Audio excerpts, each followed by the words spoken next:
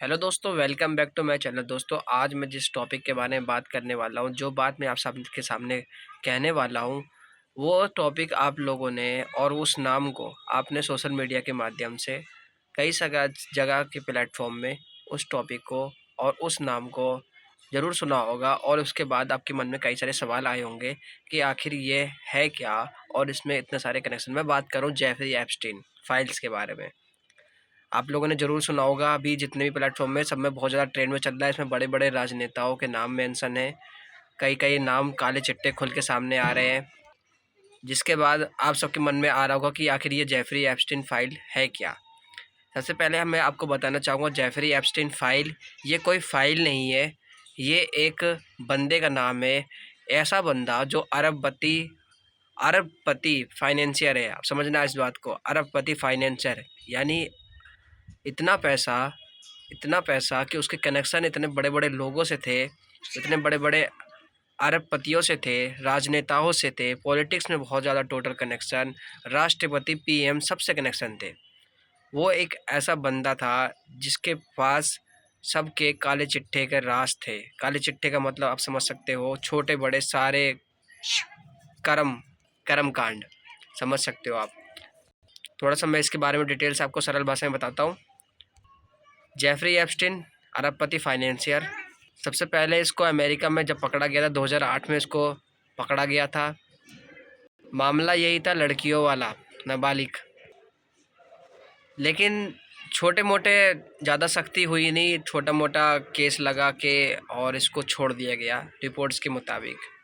पूरी डिटेल में इसमें कवर नहीं करूँगा, आप विकिपीडिया के अंदर पूरी डिटेल देख लेना। मैं आपको सिर्फ सरल भाषा में कुछ पॉइंट्स के साथ बताने वाला हूँ बस। जब इसको 2008 में पहली बार अमेरिका में पकड़ा गया तो इसको छोड़ दिया गया, लेकिन आलोचना बहुत सारी हुई, बहुत आलोचना हुई। जिसके बाद आलोचना होती है तो ज़्यादा कुछ हो नहीं पाता। फिर दोबारा इसको 2019 से पकड़ा गया। अब की बार जब इसे पकड़ा जाता है तो इसके पर कार्रवाई होने से पहले ही इसकी मृत्यु हो जाती है।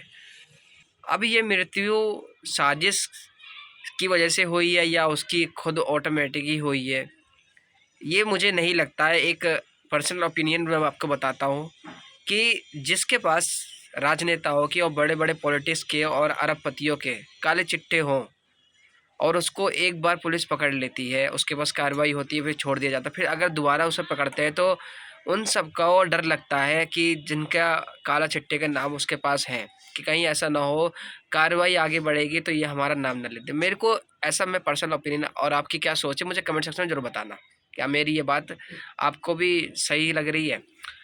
जिसके बाद उसके ऊपर कार्रवाई होने से पहले उसकी मौत हो जाती है। और उसके बाद अभी 2026 में जनवरी और फरवरी के बीच में उसकी फाइल्स खुली हैं, जिसको नाम रखा गया जेफरी एप्स्टीन। यानी अब ये एक बंदे का नाम था, अब इसको फाइल के नाम पे उसकी फ़ाइल खुल रही है, जिसको फाइल की वजह से सारे उसमें ट्रेंड कर रहा है ये। लेकिन आपको ये समझ में आ गया होगा, ये एक बंदे का नाम था जो अमेरिका में अरबपति है बंदा। अब इसकी जो धीरे धीरे फाइल खुल रही है तो इसमें सबके काले चिट्टे सामने आ रहे हैं, चाहे वो अमेरिका का प्रेसिडेंट डोनाल्ड ट्रम्प हो, इजराइल का हो, यहाँ तक कि मैंने रिपोर्ट्स में अपने पीएम मोदी का भी उसमें जिक्र होते हुए सुना है। अनिल अंबानी का भी उसमें मेंशन है, आप समझना इस बात को। बाकी आप सब जाके विकिपीडिया के अंदर और नेट पे जाके, गूगल पे जाके आप इस सब चीज़ के बारे में और ज़्यादा डिटेल में पढ़ सकते हो, समझ सकते हो और इस फाइल के बारे में जान सकते हो। अभी धीरे धीरे करके इसका चिट्टा खुल रहा है, पूरी तरीके से सामने नहीं आ रहा है। मेरे चैनल पर नए हो तो सब्सक्राइब करना, वीडियो अच्छी लगी तो लाइक करना। मेरी इन्हीं बातों से आपको क्या समझ में आता है मुझे कमेंट सेक्शन में ज़रूर अपना हॉनेस्ट रिप्लाई देना। Thank you so much.